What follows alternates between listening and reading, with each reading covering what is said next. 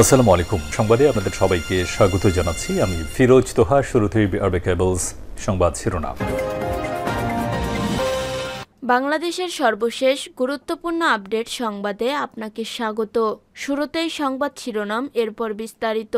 শুরুতেই জানিয়ে দিব, মামলা করলেন সার্জিস। সাইবার বুলিংয়ের অভিযোগ তুলে ফেসবুকের দুটি পেজের বিরুদ্ধে মামলা করেছেন বৈষম্য বিরোধী ছাত্র আন্দোলনের অন্যতম সমন্বয়ক ও জাতীয় নাগরিক কমিটির মুখ্য সংগঠন সার্জিস আলম। এরপর জানিয়ে দিব, উপদেষ্টারা রাজনীতি করতে পারবেন কিনা জানালেন আসিফ মাহমুদ।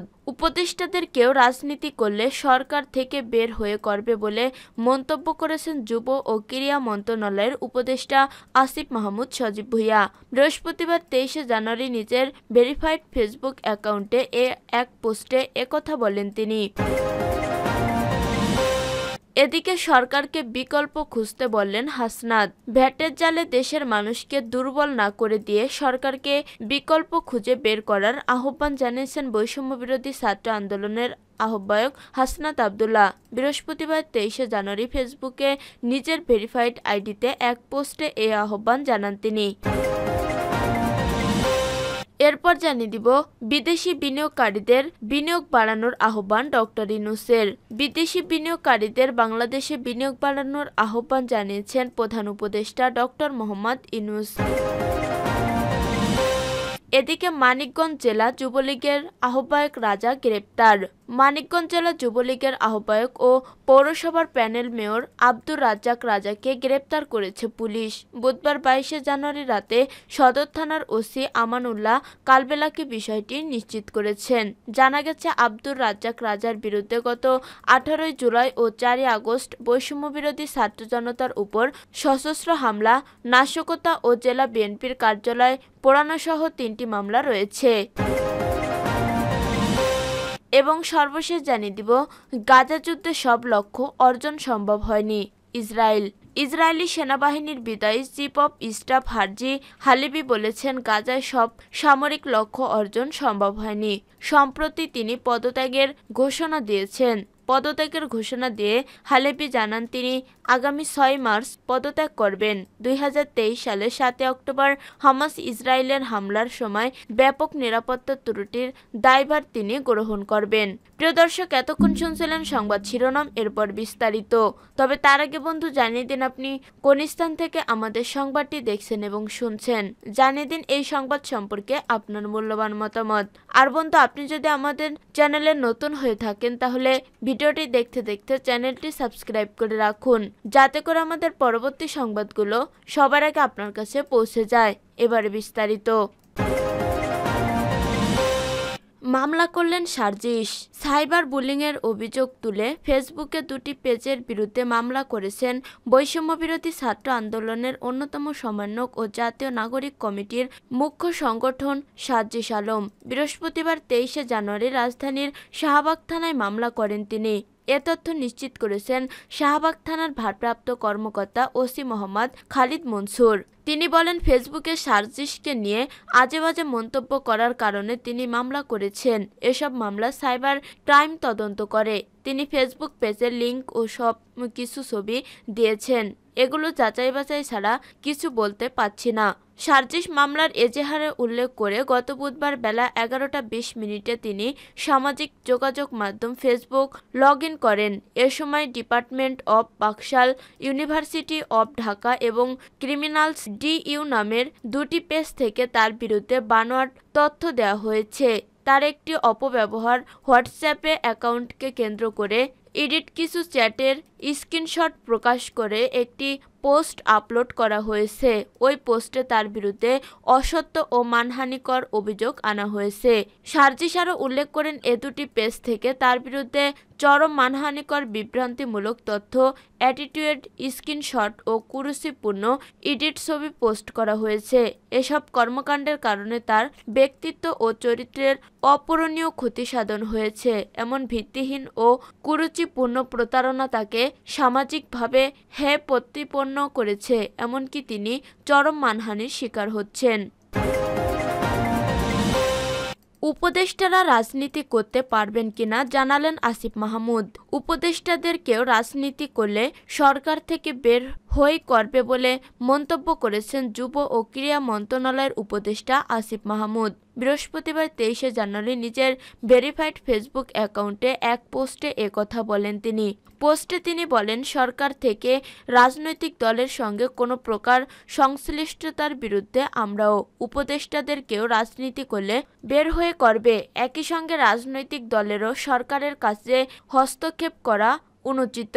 বিভিন্ন সরকারি সাংবিধানিক গুরুত্বপূর্ণ পদে নিয়োগে তদবির চাপ প্রয়োগ করা অনুচিত। ধারণা করা হচ্ছে গতকাল বুধবার বিবিসি বাংলাকে বিএনপি মহাসচিব মির্জা ফখরুল ইসলাম আলমগীরের দেয়া এক সাক্ষাৎকারে প্রতিক্রিয়ায় এসব কথা বলছেন আসিফ মাহমুদ। ওই সাক্ষাৎকারে মির্জা ফখরুল বলেন, যদি সরকার পূর্ণ নিরপেক্ষতা পালন করে তাহলেই তারা নির্বাচন পরিচালনা করা পর্যন্ত থাকবে, তা না হলে নিরপেক্ষ সরকার প্রয়োজন হবে। অধ্যাপক ডক্টর মোহাম্মদ ইউনূসের নেতৃত্বাধীন অন্তর্বর্তীকালীন সরকার নিরপেক্ষতা বজায় রাখতে না পারলে নির্বাচন করতে পারবে না। একই সঙ্গে অন্তর্বর্তী সরকারের নিজেদের প্রতিনিধি রেখে ছাত্ররা নির্বাচনে অংশ নিতে চাইলে অন্য রাজনৈতিক দলগুলো বিষয়টি মেনে নেবে না। ওই স্ট্যাটাসের আগে নাহিদ ইসলামের পোস্টটিও শেয়ার করেন আসিফ মাহমুদ। নাহিদের স্ট্যাটাস শেয়ার করার সময় ক্যাপশনে আসিফ মাহমুদ লেখেন, পেশাদারিত্ব রক্ষার্থে সরকার থেকে আরও অনেক কিছুই বলতে পারি না, তবে জনগণকে অন্ধকারে রাখাটাও অনুচিত। সরকারকে বিকল্প খুঁজতে বললেন হাসনাত। ভ্যাটের জালে দেশের মানুষকে দুর্বল না করে দিয়ে সরকারকে বিকল্প খুঁজতে বের করার আহ্বান জানিয়েছেন বৈষম্যবিরোধী ছাত্র আন্দোলনের অন্যতম আহ্বায়ক হাসনাত আব্দুল্লাহ। বৃহস্পতিবার 23শে জানুয়ারি ফেসবুকে নিজের ভেরিফাইড আইডিতে এক পোস্টে এই আহ্বান জানান তিনি। দেশের নিত্যপণ্যের বাজারে অস্থির, এর মধ্যে আসন্ন রমজান, তাই জনগণকে স্বস্তি দেওয়ার আহ্বান জানিয়ে পোস্টে হাসনাত আব্দুল্লাহ লেখেন, সামনে রোজা আসছে, জনগণের জীবনকে সহনশীল পর্যায়ে রাখতে হবে, দ্রব্যমূল্য মানুষের নাগালের মধ্যে রাখতে হবে। বিকল্প খোঁজার বিষয়ে পরামর্শ দিয়ে তিনি বলেন, ভ্যাটের জালে জনগণ ও ব্যবসায়ীদের দুর্বল না করে দিয়ে বরং এর বিকল্প খুঁজে বের করতে হবে এবং তা অবশ্যই দ্রুততম সময়ের মধ্যে।